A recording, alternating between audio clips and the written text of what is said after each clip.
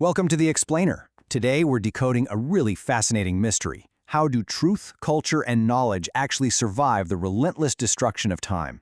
We're going to look at why some ideas just vanish instantly, while others somehow manage to stick around for millennia. So let's dive right into this central mystery. Time is, well, a profoundly destructive environment. It acts like this continuous, brutal stress test that breaks down pretty much every physical substrate we have. Paper rots away, human bodies die, hard drives fail, buildings eventually crumble. If our knowledge depended on just one person or one object surviving forever, human history would literally be a blank slate.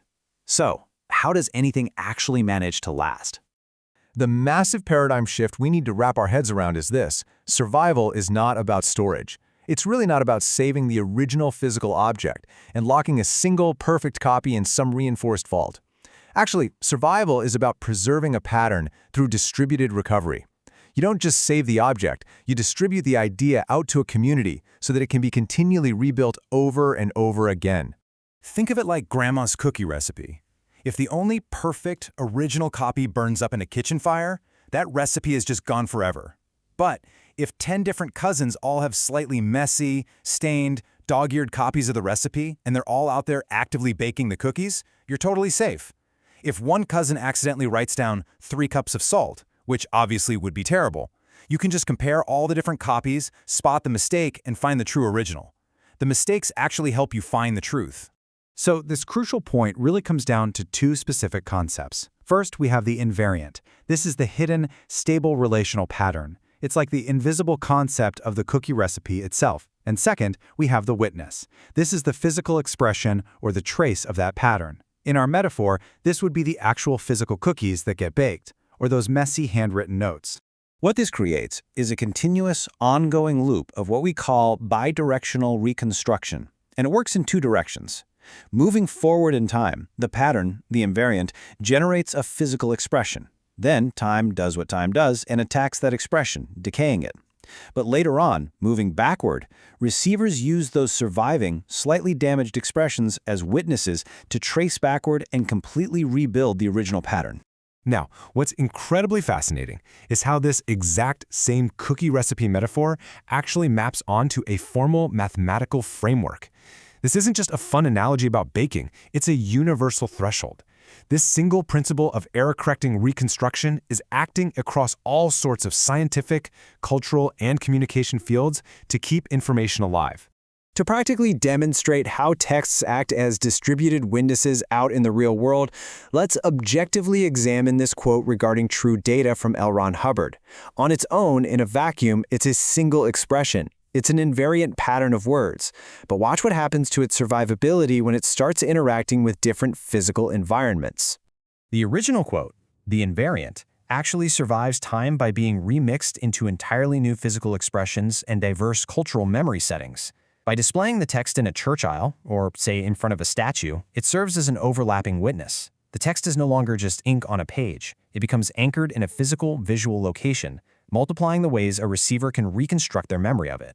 It is honestly incredible how radically different disciplines use this exact same survival mechanic. Whether it's biology generating living organisms from DNA, the law generating court decisions from foundational principles, or history generating texts, they all rely on redundancy. They all use multiple witnesses so that future observers can compare the traces and essentially error-correct their way back to the invariant truth. Let's actually compare 2 wildly different fields side by side to really cement how this works. In biology, your own cells have these tiny molecular proofreading teams. They literally spot genetic copying errors and fix them based on the surrounding pattern. In textual criticism, scholars do the exact same thing by comparing different, fragmented pieces of the Dead Sea Scrolls. In both cases, differences in errors aren't a disaster. They actually help us rebuild the original far more confidently by revealing exactly where the noise happened. We even see this bidirectional loop happening naturally when children learn a language. Think about it. Toddlers definitely don't memorize a massive grammar textbook. Instead, they act like tiny little pattern detectives. They hear everyday sentences, which act as their witnesses, and they try to recover the invisible rules behind them. When a kid says, "I good," instead of "I went," they are testing a hypothesis. They get a social correction from a parent, which maps that invariant grammar right back into their brain. This extends right down to how our very minds work. As the psychologist Frederick Bartlett famously noted, human memory itself is not a perfect video camera. You don't just hit play and retrieve a static recording of your past. Instead, your brain is a highly active reconstructive machine. It preserves relational schemas, and it rebuilds the memory every single time you try to access it. To help visualize this, picture multiple kids drawing or building the exact same dragon. One uses purple crayons, another uses green Legos, another decides to give it giant mismatched wings. The variations are literally everywhere. But if you look at all those creations together, those physical differences actually help you spot the underlying invariant pattern of the dragon concept hiding underneath. You recognize the core form despite the wildly varying substrates they used. When we look objectively at human history, religious traditions like Christianity and Judaism act as highly effective, beautifully engineered multi-witness systems. They don't just write a rule on a fragile piece of paper. They place their communal memory into texts, into weekly shared meals, physical rituals, songs, and even yearly calendars. It is a fully distributed network of memory. So if one single part fades or gets corrupted over time, another part is already there to correct it and remember. Taking another look at this strictly as a case study of cultural transmission, placing a quote amidst something like ritual votive candles creates redundant sensory witnesses. You aren't just passively reading text anymore, you're associating it with light, space, and a specific ritual action. This anchors the information much more deeply into the human experience, drastically increasing its chances of survival because it's living in multiple cognitive domains all at once. But when we apply this reconstructive model to modern artificial intelligence, it brings up a pretty stark warning. Right now, AI is incredibly fluent. It sounds highly coherent and totally plausible when generating expressions. But fluency is absolutely not the same thing as fidelity. Without trace fidelity, AI risks becoming this confidently wrong robot that just invents its own facts simply because it lacks that backward reconstructive path to the actual truth. For AI, or frankly any system, to be a reliable witness, it requires trace fidelity. This basically means the generated output has to leave a clear, unbroken path back to the actual source data, the evidence, and the lineage. If receivers cannot reconstruct and audit the truth from the generated output, the information degrades into nothing more than very convincing noise. Without these reconstructive traces, systems fail completely. Just think about an encrypted file with a lost key, or maybe an ancient artifact dug out of the ground with absolutely no surviving cultural context.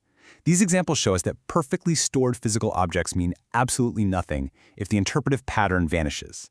The physical substrate survived, sure, but the knowledge itself is dead. Ultimately, truth survives exactly like a sandcastle on the beach. Time and the waves will inevitably wash the physical sand away. You can't stop the ocean.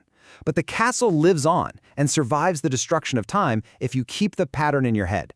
And, even more importantly, if you teach others exactly how to rebuild it tomorrow. So, as we wrap up this explainer, I want to leave you with this final, somewhat provocative thought. Since knowledge only survives if it's taught, distributed, and reconstructed, what important patterns, truths, and recipes are you actively helping to rebuild and preserve for tomorrow? Thanks so much for joining me on this deep dive, and keep rebuilding the truth.